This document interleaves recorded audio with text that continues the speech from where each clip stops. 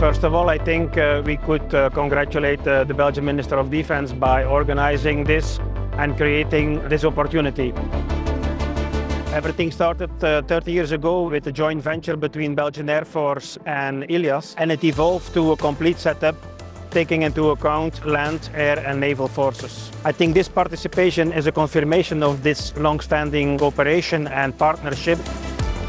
We try to demonstrate our capacities to armed forces and defense industry partners in order to show that we are the #1 in defense management system worldwide.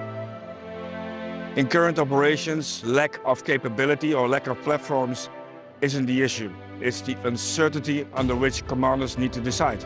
There is a lot of data available, but it's now fragmented across a lot of systems. ILIAS unifies all mission readiness critical domains in one ecosystem.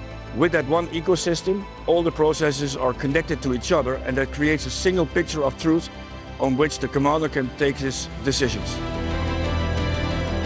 We are focusing on minimizing the logistic footprint, and as we speak today, we can confirm it because we are not only able to perform it in peacetime operations, but also during conflict and wartime.